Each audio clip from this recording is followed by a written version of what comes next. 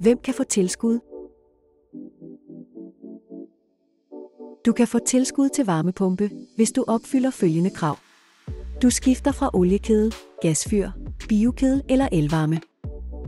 Du bor i et område uden for fjernvarmenettet. Du skifter til en luft til vand eller jordvarmepumpe, som skal levere opvarmning til bolig og varmt brugsvand. Varmepumpen skal være energimærket A++ eller A+++. Når du vil søge tilskud, er der 3 trin, du skal igennem. Forbered dit projekt. Søg om tilsagn til tilskud. Søg om udbetaling af tilskud.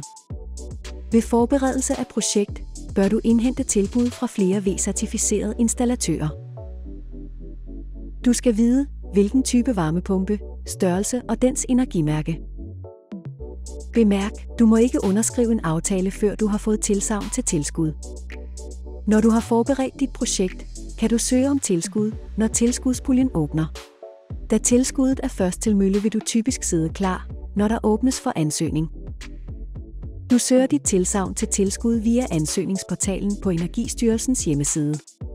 Der kan være op til 48 timers behandlingstid, hvis alt er udfyldt korrekt.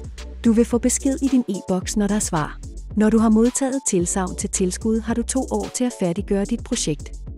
Til sidst skal du søge om udbetaling af tilskud. Når du har betalt din sidste regning, skal du inden for 30 dage søge om udbetaling af tilskud. Du søger via ansøgningsportalen på Energistyrelsens hjemmeside. Husk at vedhæfte følgende dokumenter: et projektregnskab, ansøgererklæring og tro- og loverklæring. Efter din ansøgning om udbetaling går der maksimum 4 måneder, før du modtager udbetaling på din NemKonto.